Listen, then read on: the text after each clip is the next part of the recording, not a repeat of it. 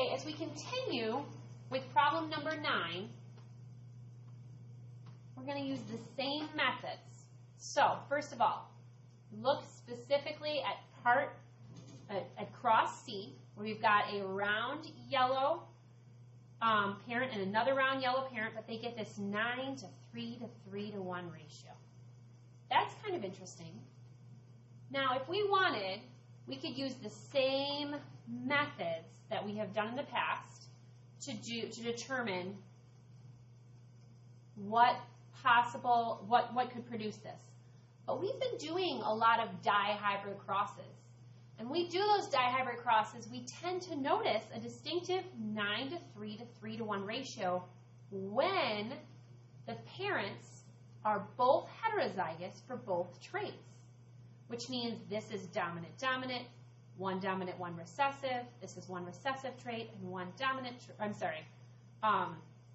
one recessive trait and one dominant trait and both recessive traits.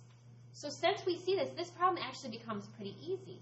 We know right away that problem C, we must have a big W, little w parent and a big G, little g parent, heterozygous for both traits, crossed with another one heterozygous for both traits. Because that, when there are two traits that are both heterozygous in both parents, then that's when we see this distinctive 9 to 3 to 3 to 1 ratio.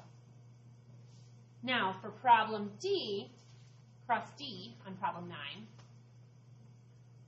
we're going to look now and we're going to see, okay, we have round yellow parent and a wrinkled green parent, and we see a 1 to 1 to 1 to 1 ratio. So we aren't so lucky this time. We might have to do a little more work. We can first do it one trait at a time, compare the rounds. There are 2 out of 4, which is the same thing as 1/2, that are round. And then we've got another 2 out of 4, which is the same thing as 1/2, that are wrinkled. When do we tend to see that? When you have a round parent and a wrinkled parent? Well, we see 1/2 in situations like this. We see when we have a big W, little w parent, which would look round, and that's what we have here, crossed with a recessive parent, wrinkled, little w, little w. If we did a Punnett square like that,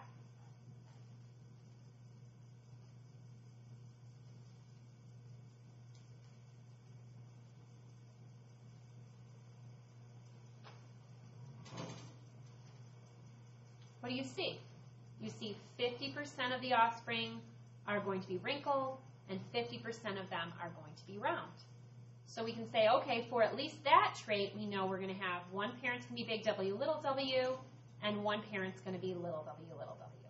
But what about the other trait? Yellow versus green. What do we see there? Well, when we look just at the yellow, we say 1/4 and 1/4. Okay, that's 2/4, which is equal to 1/2 yellows. And then when we look just at the greens, we get 1/4 plus 1/4, 2/4, which is equal to 1/2 green. That's that same pattern. When have we noticed that before? We've noticed that when we have a parent that is dominant, heterozygous, crossed with the recessive trait.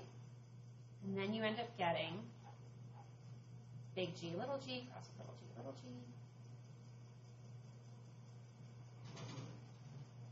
Notice, half of them are going to be green and half of them are going to be yellow, which is what we saw. So we know in this case, one of the parents had to be a big G, little g, and the other had to be the little g, little g. But which parent gets which one? Well, yeah, that's where we have to look a little closer. One of the parents is round and yellow. Aha! Round is going to be this parent, so this must be one that gets, because this is yellow and this is green. So the first parent has the round with the yellow, so we go, okay, that must be big G, little g. That parent's now round and yellow. And this is wrinkled and green. Okay, we've already agreed that one of the parents could be wrinkled, and the green gets this little g, little g.